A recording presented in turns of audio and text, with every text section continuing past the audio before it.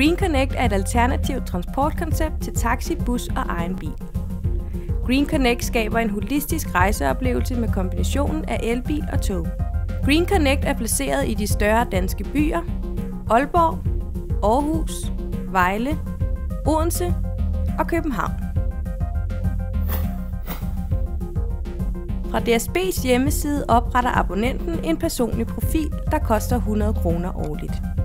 Herefter bliver et Green Connect-kart tilsendt. Dette fungerer som betalingskort, der optankes med penge efter behov og fungerer samtidig som pendlerkort. Green Connect-bilen kan bestilles fra DSB's hjemmeside per telefon eller via smartphone-applikation. Green Connect-bilen betjenes af en chauffør og kører til valgfri destination inden for en radius af 10 km.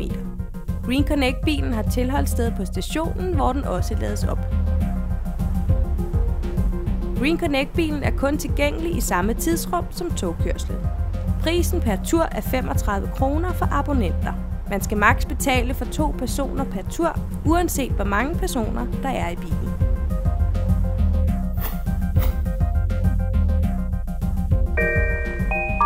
En grøn linje viser vej fra Green Connect-bilens tilholdssted og til perronen og guider abonnenten direkte til toget.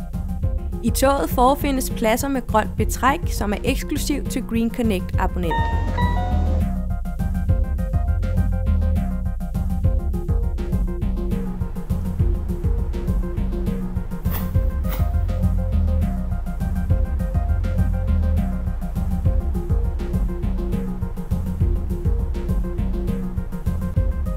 Det er også muligt for ikke-abonnenter at benytte sig af Green Connect-bilen. For dem er prisen 50 kroner per tur. Green Connects værdier er: økonomisk attraktivt, billigere alternativ end bus og taxa, grøn bevidsthed, omtanke og ansvarlighed for miljøet, tidsbesparende dør-til-dør transport, fleksibilitet, brugervenligt, dynamisk og pålideligt.